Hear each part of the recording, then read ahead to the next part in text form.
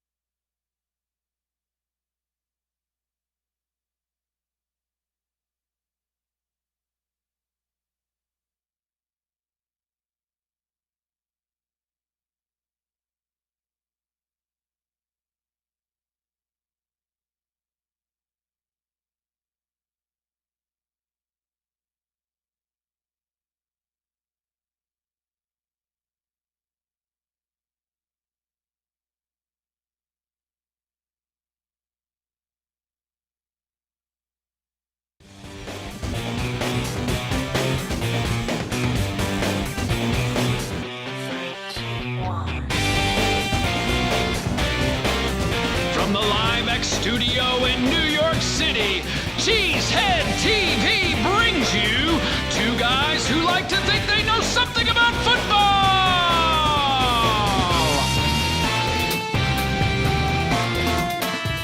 Good afternoon, everyone, and welcome back to Packer Transplants Live. I am Aaron Nagler, and not with me physically, but with me in spirit and live from Lambeau Field, it's Mr. Corey Banke, my partner here at Cheesehead TV. I am coming to you live from the LiveX studios in Manhattan. Corey, why don't you tell us what is on tap today? Today, we're going to break down the Packers' dramatic comeback win over the Bears, of which I attended, and we'll get ready for the showdown with the Minnesota Vikings. But right now, it's time for the good, the bad, and the ugly. We got the good. We got a comeback for the ages. We got the bad. We got Aaron Rodgers is hurt. Eesh. We got the ugly. We got everything Clay Matthews did on that football field Sunday night. How the hell are you, Corey Banke? You're in Green Bay. Woo! La la la la la Lambo. I mean, okay, this is poor form, but damn, that looks good. I can't. Wow. I'm loving this remote. Dude. Nobody can shut us down. It's nice. Yeah. What would that be about? Okay, this is going to be a VOD on Facebook. Don't worry about that. Before we get to anything else, we got to talk about the news. I know lots of anxious Packer fans may be tuning in to find out the latest on Aaron Rodgers. Although, if we're honest, they've already found out all they need to know on Twitter, but they come here anyway. So let's talk about the latest Packers news. Starting off with Aaron Rodgers, who worked with the rehab group, not in attendance at practice today.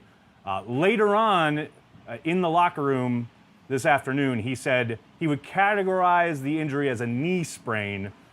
He still feels confident that he's going to play on Sunday. Corey, are you buying it? I don't know what I'm buying. I'm going to tell you, when he went out, the collective depression that set in was very immediate. Everybody, I think, was right back in 2017. I don't know. Who knows, right? I will say this. Whatever happens this season, last week's game was one for the ages, Packer fans. Zero doubt. It was something that I'm going to be telling my non-existent grandkids about. It was amazing. I've very rarely, I'm remembering like one or two games. I think Yancey Thigpen dropping the ball in the end zone. I knew you were going to name check that. Yes, absolutely. That's got to be the closest thing that I can come to in Lambeau Field. I mean, I remember the feeling that I had at the NFC Championship game that we lost, where Donald Driver had, I think it was a 90-some yard run back. Yep. That it looked like we were coming Favre. back. Yes. I remember the feeling. I always used to get mad about Jared Bush, right? Because he never dropped the. He didn't fall down on the ball in the NFC Championship game. The feeling I got on Sunday was the feeling I was expecting to get when Jarrett Bush would have fell on the ball at the NFC Championship game. Right. So I finally got that feeling, you guys. There it only you took go. like Mission 10 accomplished. years. All right, I love that an Aaron Rodgers injury update segued into Corey Banke's top Lambeau experiences, but we got to roll on with the news. Trevor Davis. Okay, but I'm just saying, what do you think, Nagler, what do you think about, I mean, what is he going to say, right? Yeah, no. I fully expect him to play. I think the Packers will play coy all week. I don't doubt for any length of time that Rodgers will suit up on Sunday and play against the Vikings. I would be absolutely shocked if he didn't go Sunday afternoon. That's where I'm at. Now, whether he's any good or not. Well, he'll be good. They'll do what they did at the end of that game. I think he'll be amazing. What they did at the 2014 playoffs. They'll keep him in the pistol. They'll get the ball out of his hands quickly, which they should have been doing anyway. But, yeah, I think he'll be great. Now, here's the real question, Corey. Okay. Here's the real question. How sad are you that Trevor Davis has been put on injured reserve?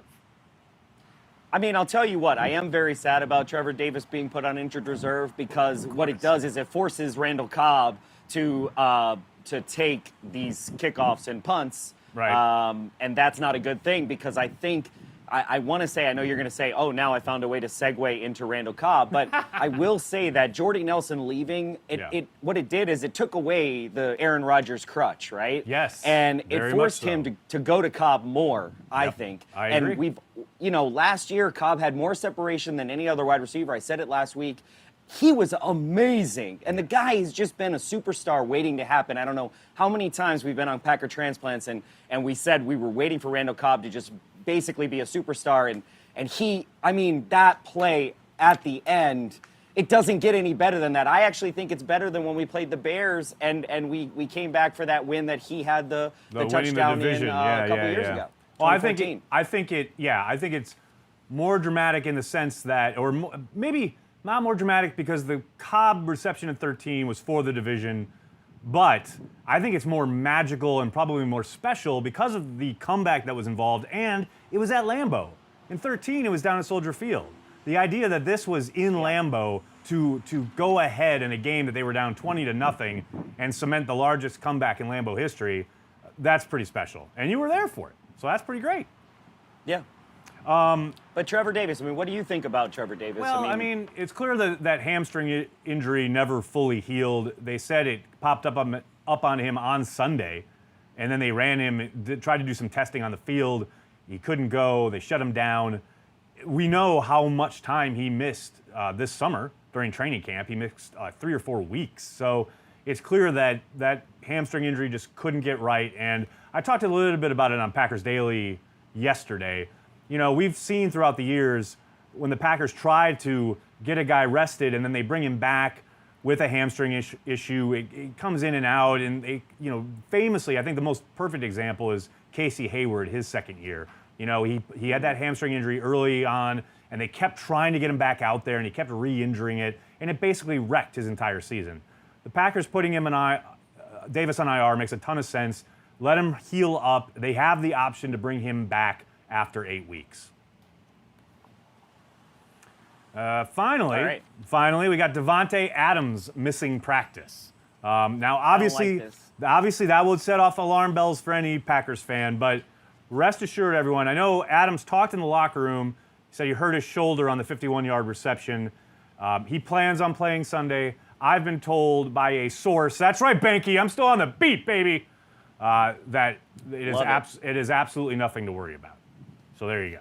I am not the source, people. I'm just saying that. I'm going to go on the record. although you are in Green Bay, so you're much closer proximity to the news there than I am. No doubt about that. I'm an NFL insider here, okay? Clearly. You're getting this is like real reporting here. There is a hurricane behind me. It's called Lambeau Field and the Green Bay Packers, baby. There you go. I like it. Wait, so I got to ask you this. Before we'll get into the offense and the defense and what have you, but I got to ask you this about Sunday. Tailgate, what did you have? I saw the video of you running around with a flag in your yard there. What was on offer tailgate-wise, and how was the first game at Lambeau Field this season? It was pretty amazing. I I'm gonna just name drop for 1 second. Yeah. I got to actually meet Aaron Rodgers' mom and dad. So that was like that they show up at literally your was house? everything for me. Yeah, they came to my house because I got to meet Luke Rodgers, which was Right. amazing. I'd been talking to him on Twitter. You'd been talking on Twitter. Right. He came by. His family is so amazing.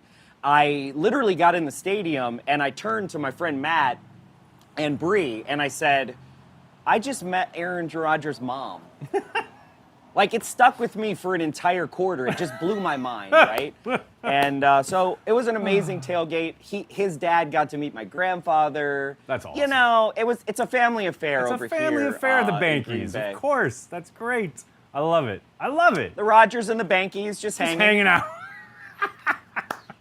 as we do. That's like as one does. All right. Let's get back to some football here. Let's talk about the offense.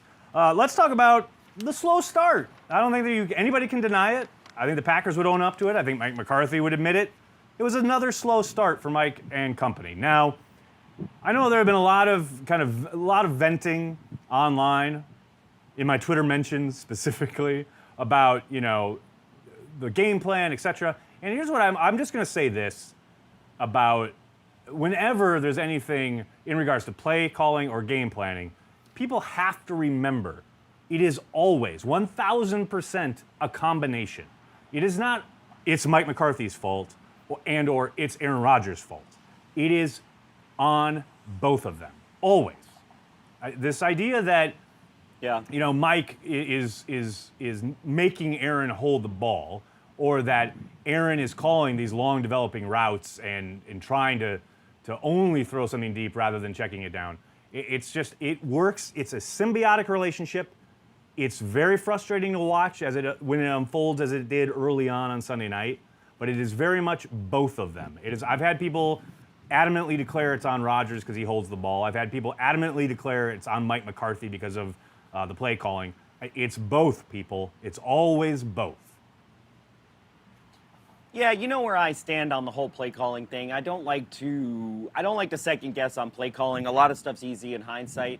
I will say, obviously people are going to say it's a tale of two halves, right? And they were stark contrasting halves. Yep.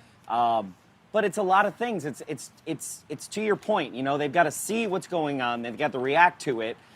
How many times are you going to run the ball up the middle into a wall before you stop doing it? I will say that. Killing me, Banky. It was killing me. Wow.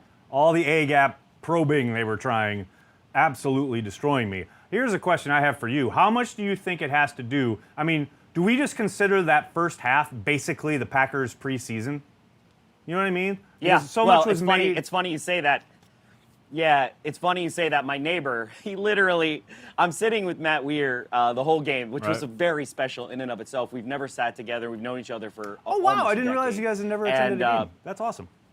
Yeah, we actually have never gone, and it was just so great to be with him. And it was so funny because he's yelling out like, "Well, guess we needed preseason. Guess we needed preseason." Like the entire first quarter. Right. And it was true, right? It looked like yeah. it looked like we hadn't played in a couple years, but it all worked itself out. Here's the thing that's crazy about that game. I don't know why this was, because as people know me on social media, they know I'm a very optimistic fan. I'm in it for the optimism once the season starts. I'm in it to believe in this team right here and be the fan that they deserve.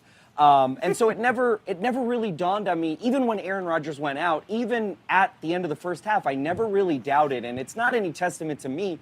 It's just there was something, I don't know. I just had this feeling that it ain't over and we're going to come back. Now, looking back at the history of the Green Bay Packers, I should have never had that feeling, right? But like you said, you're a positive guy. You are a force for positivity.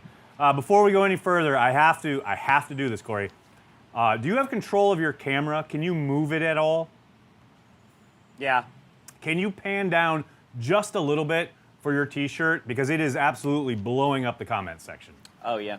People are absolutely loving that shirt. That I will say, it's a nice one. That's pretty fantastic.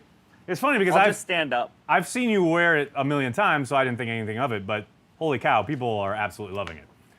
Where did you get it? This little guy got eaten. Yeah. I don't know. My family gives me stuff. Very good, very good. This little guy got eaten. This little guy's about to get eaten. There you go. That's what I'm talking about. The other thing a lot of people were kind of grousing about after that game was Jimmy Graham and the lack of production. Now, some of that grousing was about fantasy, and I don't care about those people, but people like genuinely wondering about Graham's usage and how he was deployed. You know, I put up some stuff on Twitter earlier this week showing how the Bears were kind of chipping him seriously almost every single time he went out on a route. They had a defensive end basically chip him prior to even beginning his rush at the quarterback. Now, and that was some of it, but I think we've seen this play out throughout the years where whether it was Jermichael Finley, whether it was Jared Cook, whether it was even Martellus Bennett last year, we've seen that, you know, the summer comes and they work on stuff with the tight end and people get all excited, not remembering that, that's not a game plan that they're working on. Those are plays to the tight end. But those plays specifically are in the hopper, so to speak, for McCarthy and Rodgers to pull out at the right time. And there were a couple instances where Graham actually breaks wide open and Rodgers either isn't looking at him or just misses him and throws it someplace else. So I think, everyone who's like worried, and I don't think most people are, but there are a few people who contacted me a little worried about Jimmy Graham.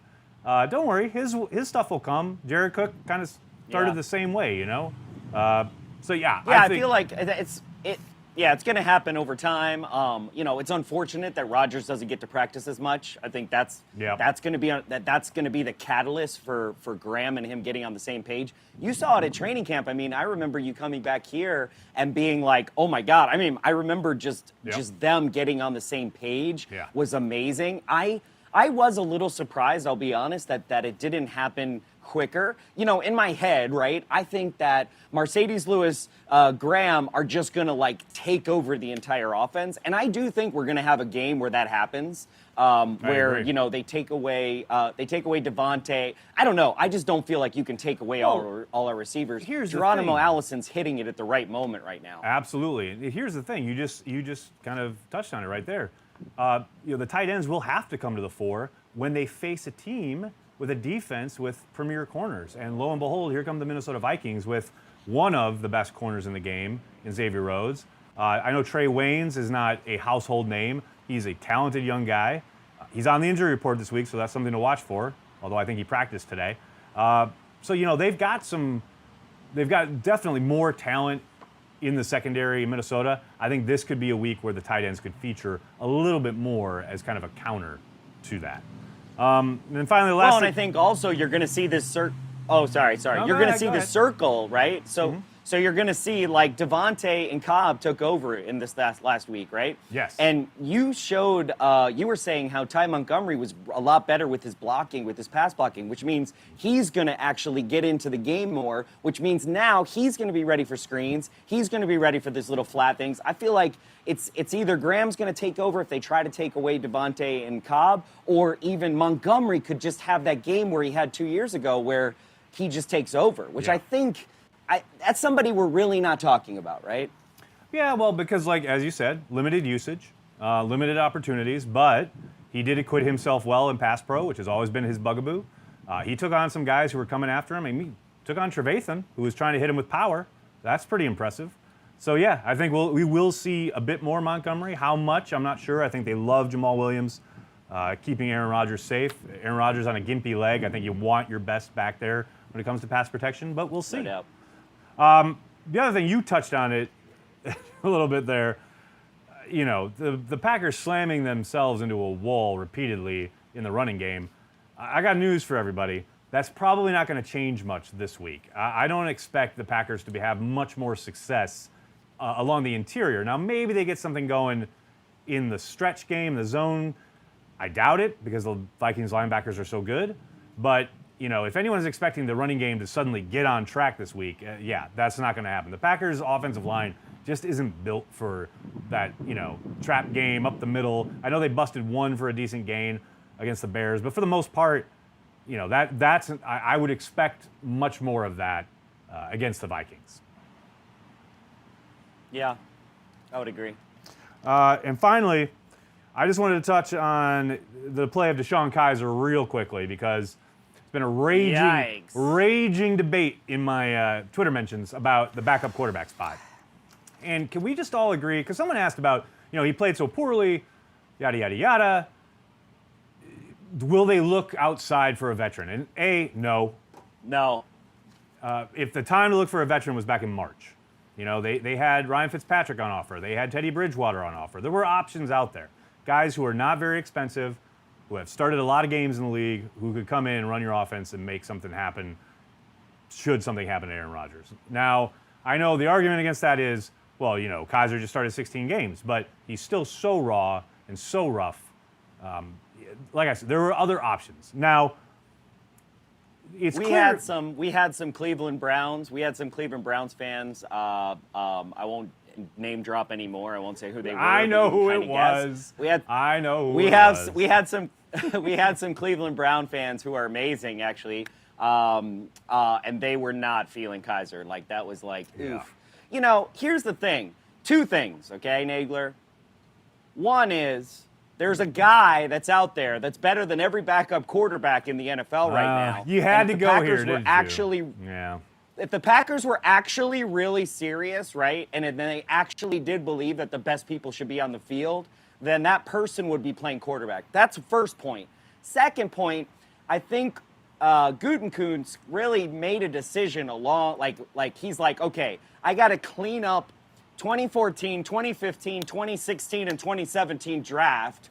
Let me get around to the quarterback issue next year. Yeah, very much so. I said on Twitter this morning, he punted at backup QB, and there are many reasons, many factors that probably went into that decision. But it's clear when you trade away a talented corner for a backup who just led an 0-16 team, who is incredibly raw and has accuracy issues, and then cut the guy who knows the offense well and ran it better than your new guy all camp long, and you don't go sign a Teddy Bridgewater, a Ryan Fitzpatrick, and or a Colin Kaepernick. I know that would never happen, but I agree with you. He's better than what's on offer. It's clear. I mean, I don't think that's a controversial statement. And I also think perhaps the idea that Gutekunst has watched now twice when Aaron Rodgers has gone down and the offense absolutely be basically shut down. He's dealing with the head coach he has. He knows that this offense is completely designed and built around Aaron Rodgers. So why go and now this is me, supposing in Gutekunst's head here, but he figures, all right, fine. If Rodgers goes down, we're punting on the season, we're developing whatever we have on board, and then we load up for next year because a lot of guys come off the books next year. It's a whole new scene, et cetera, et cetera. So, and I don't begrudge him for that. It's probably not the way I would have gone, but as a general manager, your job is to look 5 years down the road, and not be completely beholden to the moment. So I think that's what he did. Now, again, that's just guesswork on my part. I could be wrong, I could be right. Well, it's neither here nor there. But Kaiser, he's not the answer currently. That's for sure. I will say, well, what do you think about this idea? Do you feel like Kaiser beat Hundley in camp? Because I do. No, I don't. I actually think the opposite. I think Hundley beat him. Okay. Yeah, okay. I think interesting. Yeah, I think so it's just a more upside thing? Yeah, I think absolutely. And there were definitely glimpses with Kaiser in the preseason. Don't think there's any question. I don't think anybody would argue with that.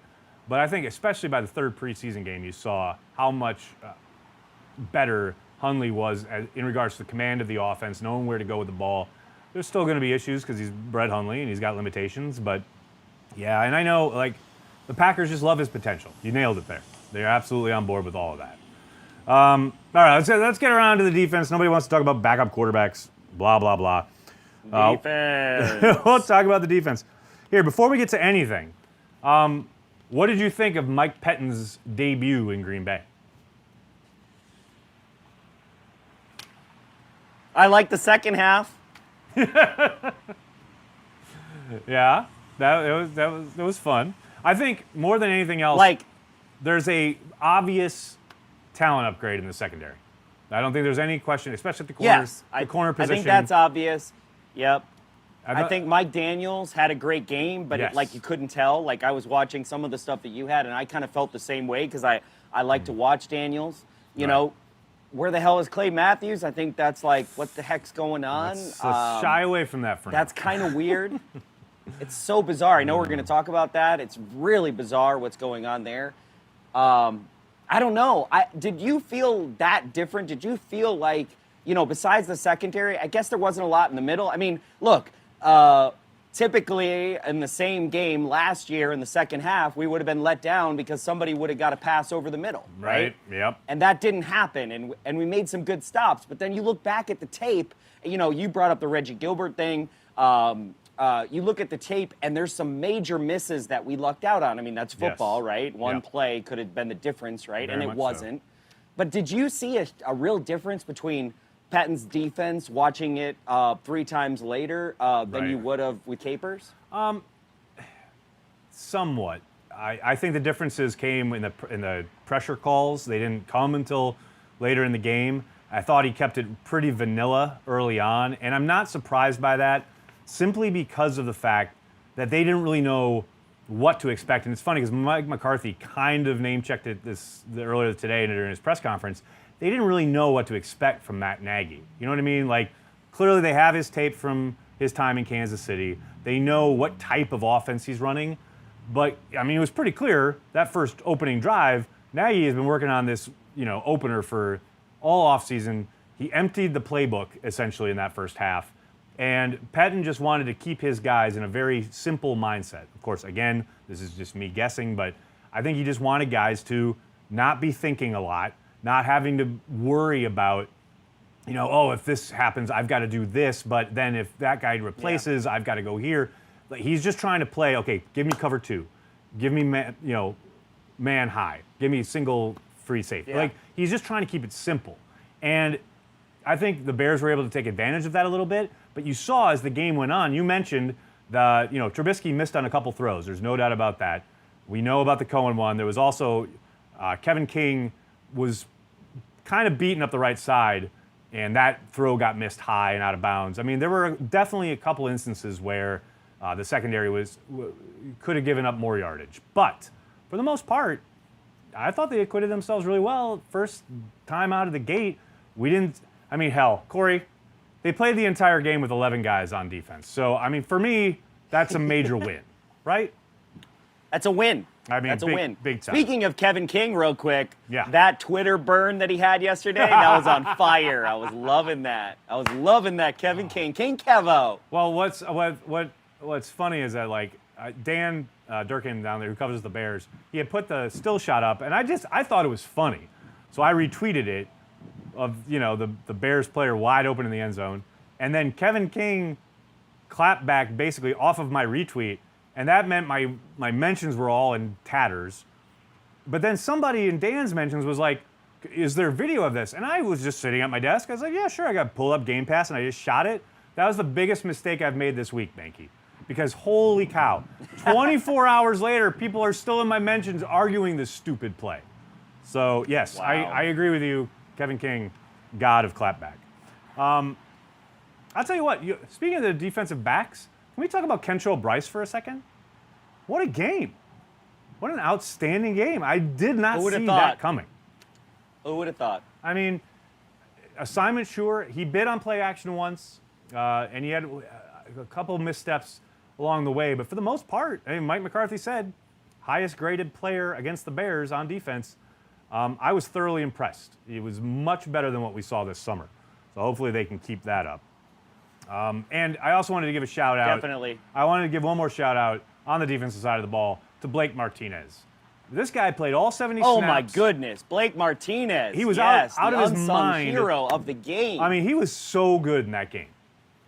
He was so good. He's the only linebacker on the field the entire second half, pretty much. They kept playing 6 and 7 defensive backs, and people kept pinging me like, where are all the linebackers? I'm like, they don't have a whole lot of linebackers, so they're going to let Blake take care of it. I mean, that was a yeoman's performance, and I just wanted to give him a shout-out. I don't really have much to say. I just wanted to give him a shout-out because I thought he was outstanding. I mean, really. I concur. All right, Banky, are you ready? That's all I want to know. I'm ready. Are you ready? I mean, we covered it. We've covered the offense. We've covered the defense. We've covered Trevor Davis going on IR. Oh, I've got some people in the comments asking about Oren Burks. Will he be ready? He was limited today, so I'm guessing TBD, right? It is TBD. My hunch would be probably one more week. That's just a hunch sitting here Wednesday afternoon. Let's see how the week plays out with the injury report. But my hunch is probably one more week for that shoulder. All right, but back to the question. Are we ready for the blogosphere? Are we ready for it? Yeah, we're ready. That's my question. Are we ready? Let's do it. All right. Let's roll. Let's go. Right.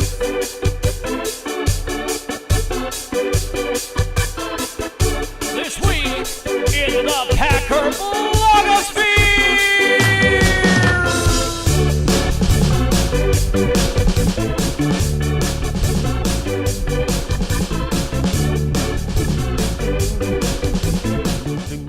That's right, it's This Week in the Packer blogosphere, the return of that venerable series. Corey Banky. Venerable. I got some news for you. I got some news, Banky. Okay. There is a new feature in the Packer blogosphere that any self-respecting Packers fan cannot miss.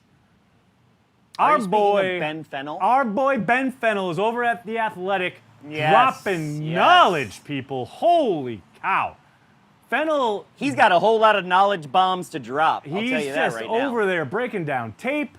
His stuff went up this morning at The Athletic. If you haven't, check it out. If you don't have a subscription, what are you doing? I thought you were a Packers fan. Go check out Fennel's stuff. Holy cow, it's so good.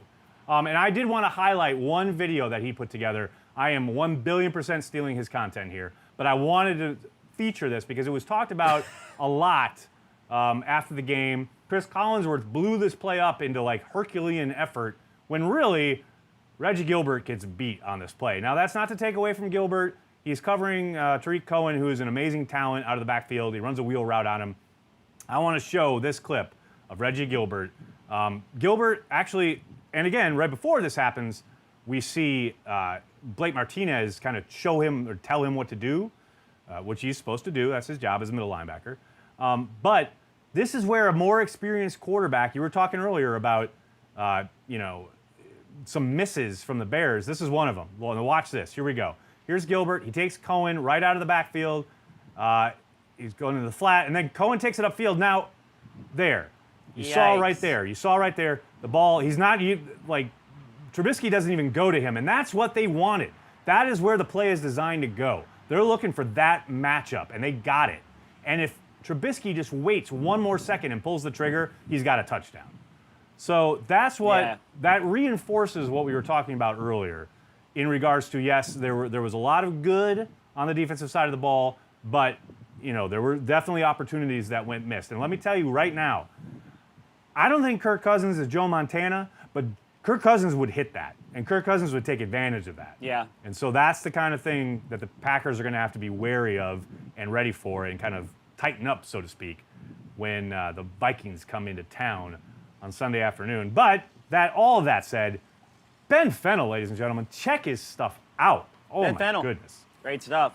Well, you know what that deserves, though. We got to give a shout out to Trubisky. Thank you, buddy. Appreciate it. Appreciate you sucking along with the rest of the Bears. I love it. I love it. And the other thing I wanted to highlight during our blogosphere segment here, Brett Favre is back, ladies and gentlemen. Brett Favre is back. He's back. He's back on the Sirius XM NFL airwaves. And yesterday, Love it. he dropped a little nugget that, something that Aaron Rodgers had talked about. Actually, Favre had talked about it, and then Rodgers had talked about it, and now Favre is talking about it again. About Aaron Rodgers' visit down at Hattiesburg back in June.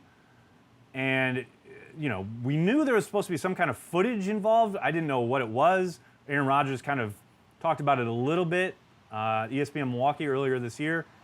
But apparently, it's a year in the life of Aaron Rodgers documentary, which apparently will feature their time together down in Mississippi. So if that doesn't get you crazy, exactly, if that doesn't get you crazy excited as my earpiece completely blows up, then I don't know what you're doing calling yourself a Packers fan, because that is going to be amazing. Take all my monies. Take all my money. Exactly. Take my gold. Take all my money. Just don't take my Green Bay house. No. Other than that, I'm in. Other than that, and guess what? I think we're at the end here. Wait, are we at the end? We're at the end. Well, I will say What do you it's got? What do very you got, interesting. Banky? I thought it was kind of I think it was kind of fascinating that in his press conference he referenced Brett Favre and his toughness. Yes. Which I think you're seeing this whole coming full circle where he's starting to remember watching Favre. It's very fascinating. It's really great that he's coming back. The Peter King piece with Aaron Rodgers And talking Bart about Starr. Bart Starr, I Oh was my crying. God. It was ridiculous. Yeah, it got real dusty. It was in the so Nagler amazing. House. It was So good. Pretty outstanding. I agree with you. I think part of it is, Rodgers absolutely recognizing where he's come from and the fact that he did sit behind Favre for 3 years. And it's interesting that Rodgers has really kind of seemingly, from both of their accounts, spearheaded this, I guess I won't say reunion because we know they did the public thing at the NFL Honors Awards a couple years ago. But Rodgers seems to be pretty proactively trying to seek, I won't even call it reconciliation, but a show of goodwill, a kind of a mending of fences, so to speak. And I love it. And I will also say, I love it too. What's not to love? I will touch on this real quickly. Remember back during 2008 when all the drama was happening, and people would write it, people said it on TV and the radio, etc. People would talk about Favre's legacy, how he was ruining his legacy. And Favre always had a great response to that. He always said, let me worry about my legacy. Remember, he would always say, I'm pretty secure in my legacy. Let me worry about that.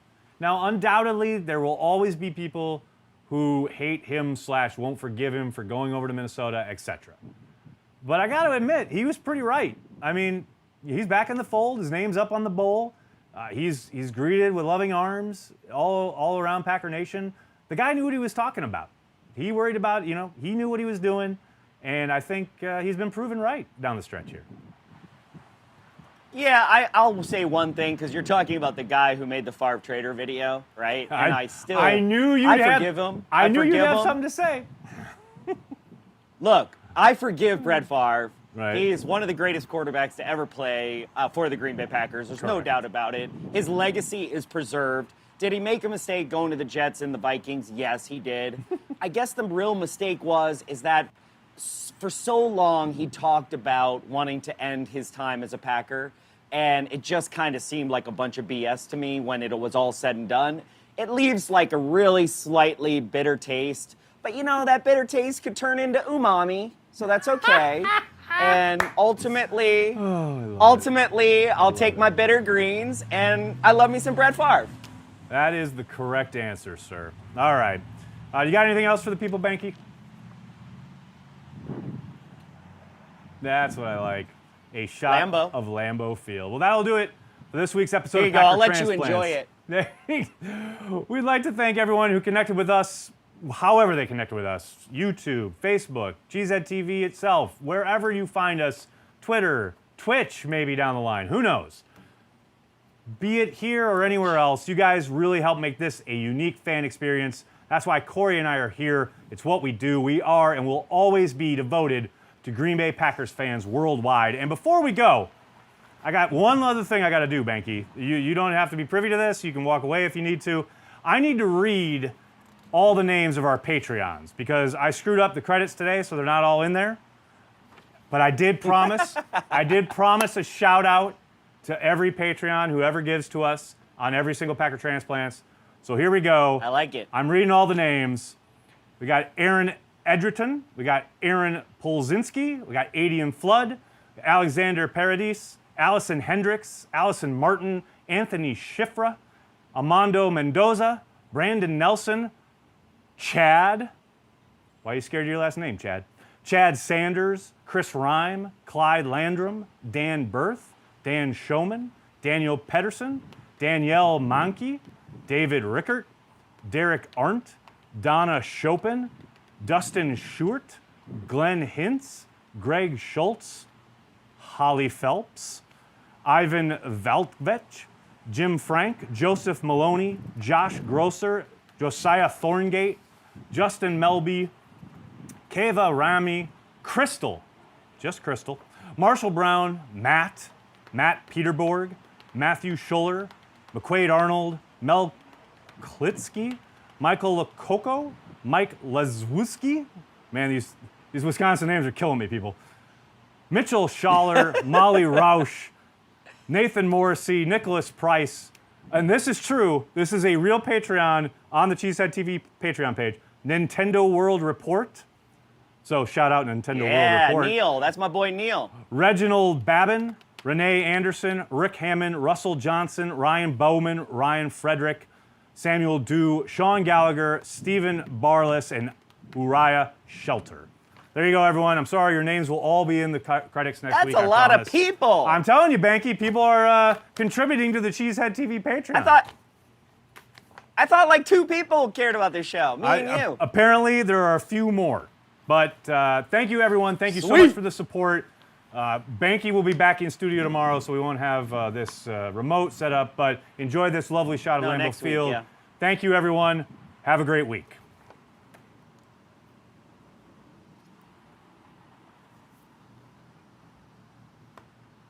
Is there any positive in terms of motivation for your guys, how ticked off they are about how this played out? Any of that can be used in any positive way whatsoever? I'm not in the mood for drama tonight, Jason. Okay?